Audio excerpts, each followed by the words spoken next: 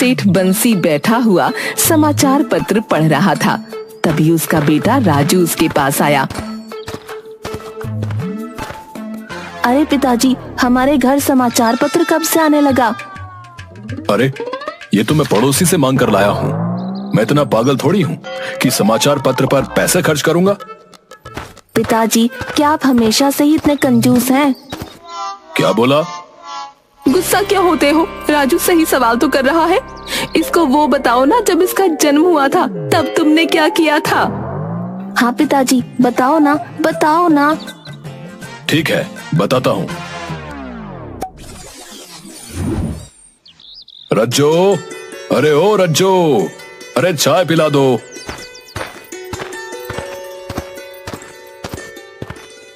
घर में दूध नहीं है। तो बिना दूध के बना लो। वैसे भी तो मैं बिना दूध की ही चाय पीता हूँ, क्योंकि वो सेहत के लिए अच्छी होती है भाई। सेहत के लिए या जेब के लिए? जेब सही रहेगी तभी तो सेहत भी सही रहेगी। हाँ हाँ, मैं जानती हूँ आपकी सारी बातें। वैसे घर में चीनी भी नहीं है। अरे तो चीनी कौन सी बहुत अच्छी चीज है। शहर में कोई चीनी वीनी नहीं खाता भाई। जाओ, बिना चीनी और बिना दूध की चाय ले आओ, जाओ। हाय हाय, चीनी नहीं, दूध नहीं, तो चाय में भला क्या होगा? चाय की पत्ती तो होगी। सबसे अहम चीज तो वही है। तुम लोगों ने ना फालतू के खर्चे बढ़ाकर रखे हुए हैं और ज्यादा गैस फूकने की जरूरत नहीं है। 1 मिनट से ज्यादा मत पकाना चाय को। रज्जो पैर पटकती हुई वहां से चली जाती है और 1 मिनट के अंदर उबले हुए पानी में चाय की पत्ती डालकर ला देती है।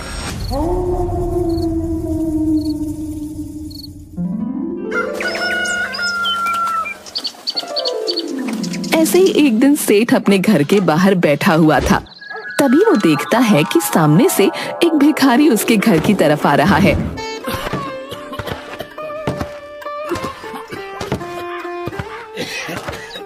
अरे ये भिखारी तो मेरी ही तरफ आ रहा है। क्या करूं, क्या करूं? हाँ, आइडिया।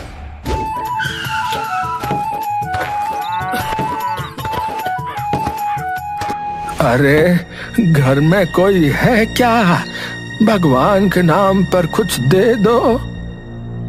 अरे मैं बहुत देर से इस घर के बाहर बैठा भीख मांग रहा हूँ, पर घर में कोई है ही नहीं शायद। मुझे बहुत तेज भूख लगी है। क्या तुम मुझे कुछ दे सकते हो? हाँ, अभी पिछले घर में मुझे 2 रोटियां मिली थी। लो, एक तुम रख लो।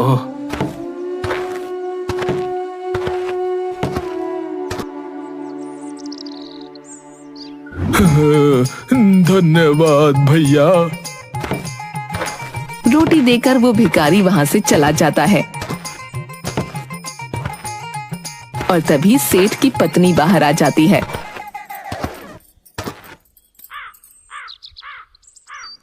मैं अंदर से सब देख रही थी कि आपने क्या किया। उस भिखारी को देने की बजाय आपने उससे उल्टा ले लिया।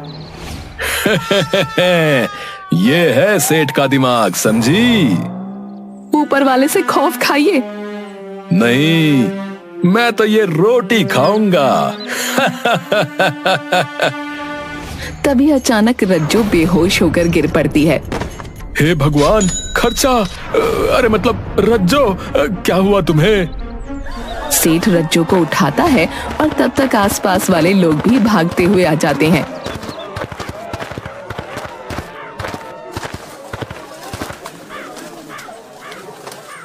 अरे क्या हो गया भाभी जी को? है क्या हो गया?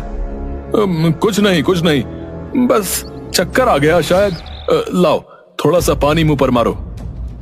अरे पागल हो गए क्या सेठ? हैं? इसमें भी कंजूसी करोगे क्या? रुको, मैं डॉक्टर को बुलाकर लाता हूँ। तो डॉक्टर के पैसे तुम ही देना। हाँ हाँ हाँ, दे दूंगा। कंजूस कहीं का है।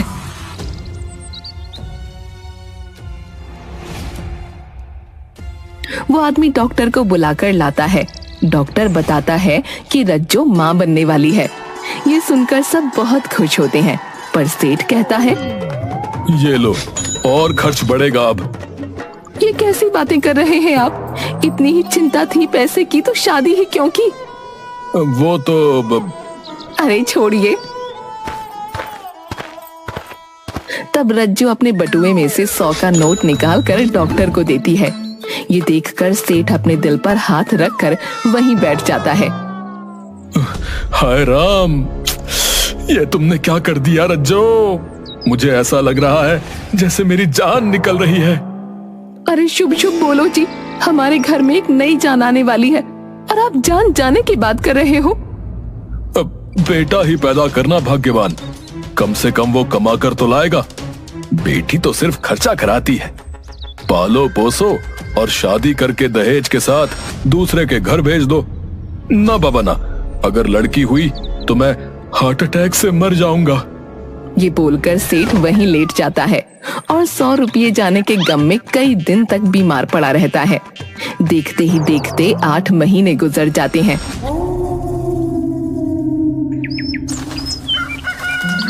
और एक दिन एक साधु उनके घर आते हैं, जो रज्जो से कहते हैं कि अगर उसे लड़का हुआ तो उसे एक भंडारा कराना पड़ेगा, वरना बच्चा कुछ ही दिन में मर जाएगा। ये बात वो सेठ को बताती है।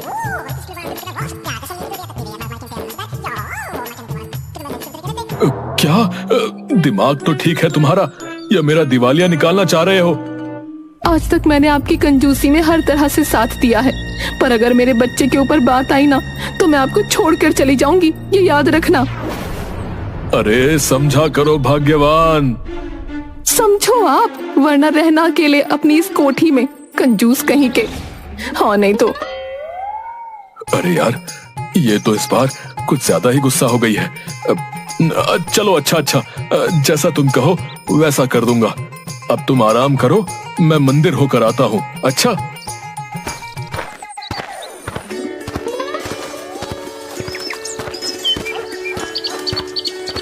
सेठ भागता हुआ मंदिर पहुंचता है और पुजारी से कहता है, पंडित जी, मैं आपको एक समय का भोजन करा दूंगा, पर आप कुछ ऐसा हवन या कुछ करो जिससे मेरी पत्नी की बेटी हो। कल तक तो आप चाह रहे थे कि आपका बेटा हो। हाँ, पर मेरी बीवी को पता नहीं किस साधु ने बोल दिया कि अगर बेटा हुआ तो भंडारा कराना पड़ेगा। अब वो मेरे पीछे पड़ी है कि बेटा हुआ तो हर हाल में भंडारा कराना ही होगा। पर मैं इसमें कुछ नहीं कर सकता। लड़का और लड़की तो भगवान की देन है। अरे यार। सेठ खुद वहां बैठकर पूजा करने लगता है और प्रार्थना करता है कि उसकी पत्नी को बेटी हो, लेकिन उसकी पूजा काम नहीं आती और उसकी पत्नी एक बेटे को ही जन्म देती है।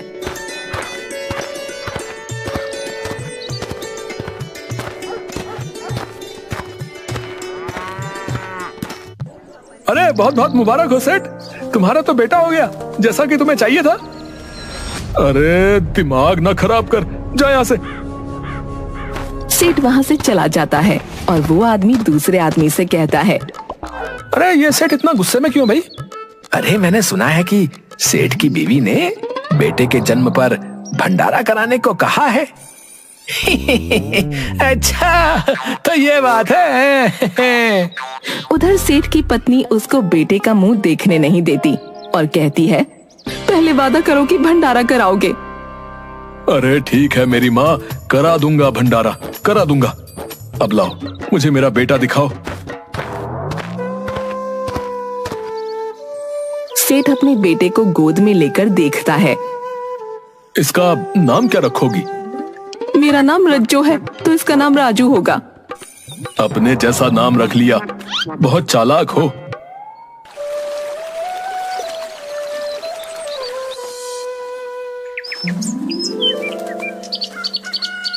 अगले दिन सेठ बाहर निकलता है और लोगों से बावर्ची का पता पूछता है।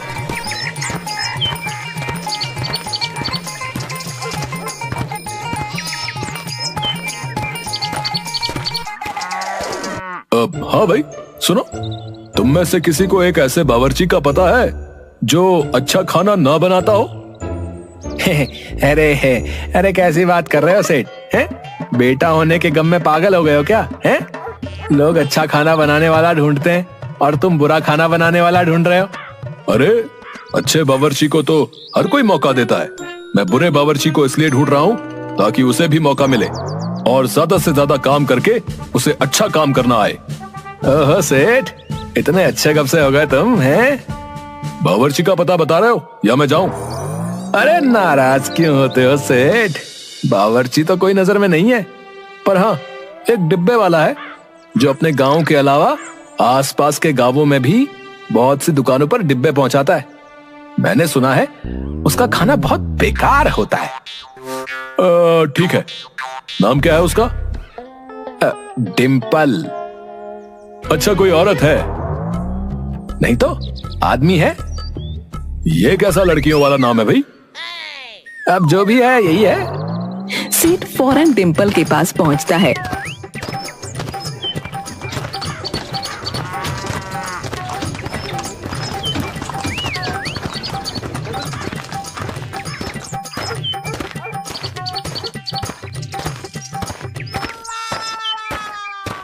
डिम्पल, मुझे भंडारा कराना है पूरे गांव के लिए।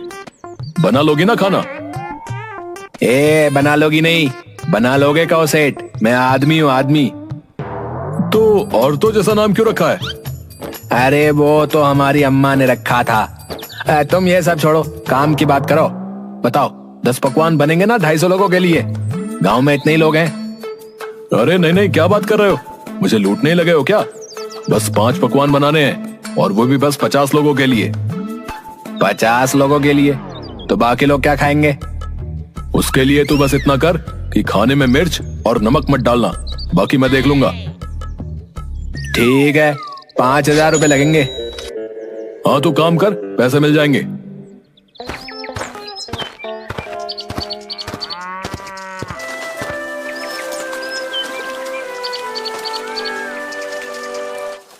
भंडारे का दिन आ जाता है। खाना बनकर तैयार था और लोग भी आने लगे थे। मेरी बात गौर से सुन ले डिम्पल, अभी भंडारा चालू मत करना। और जब लोग तेरे पास आए तो उनसे कहना कि पहले सेठ के लड़के की मुंह दिखाई करो, फिर भंडारा शुरू होगा। समझी? समझी नहीं समझा। मैं आदमी हूँ सेठ, आदमी। हाँ, तू समझ गया ना बस। लोग इंतजार करते करते थक जाते हैं और फिर जाकर डिम्पल से भंडारा शुरू करने को कहते हैं। तो डिम्पल उन सब से सेठ के बेटे की मुंह दिखाई करने को कह देता है। लोगों को बहुत तेज भूख लगी होती है, इसलिए वो सब फटाफट मुंह दिखाई करते हैं और खाने बैठ जाते हैं। अरे बाप रे, ये क्या बवासीर है? इसमें तो कोई स्वाद ही नहीं है। हाँ सही कहते हो भैया, ये तो बहुत ही बेकार है। ऐसा लग रहा है जैसे सब्जी के नाम पर सड़ा हुआ पत्थर है और दाल के नाम पर पीला पानी। लोगों को खाना इतना बुरा लगता है कि वो 2 निवाले ही खाकर उठ जाते हैं और बाकी लोग तो बैठते ही नहीं। सेठ का प्लान सक्सेसफुल हो गया था। वो बहुत खुश था। सबके जाने के बाद वो डिम्पल से कहता है,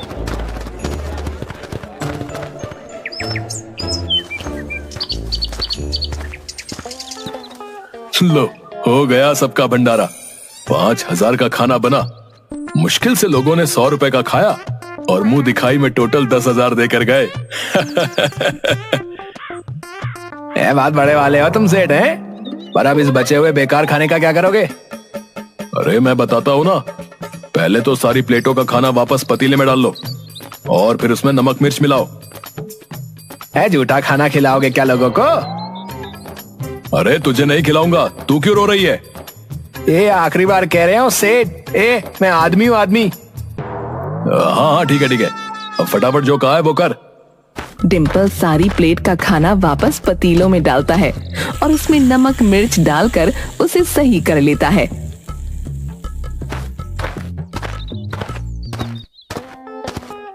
आपने जैसा कहा था वैसा हो गया है सेठ। अब बताइए क्या करना है? हाँ तो अब तुम ये बताओ कि तुम अपने डब्बे कितने रुपए में बेचते हो?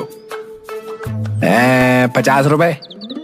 तो ऐसा करो कि मुझसे ये खाना 30 रुपए डिब्बे के हिसाब से ले लो और तुम अपना आराम से 50 रुपए का बेच लेना। मेरा खाना भी बिक जाएगा और तुम्हें अपने डिब्बों के लिए दोबारा खाना भी नहीं बनाना पड़ेगा। ए सेठ, तुम्हें मानना पड़ेगा है? कमाल हो तुम है? मुझसे खाना बनवा कर मुझे ही बेच दिया, ना नफा ना नुकसान है। कमाल तो मैं हूं ही। डिम्पल खाना खरीद कर ले जाता है। सेठ को खाना मुफ्त का पड़ गया और मुंह दिखाई में 10,000 मिले। सो अलग। आप तो सचमुच कमाल हो पिताजी। कमाल नहीं, कमाल धमाल हूँ। अरे बेटा, तेरे पिताजी कमाल या धमाल नहीं, कंजूसी की महामिसाल है, महामिसाल।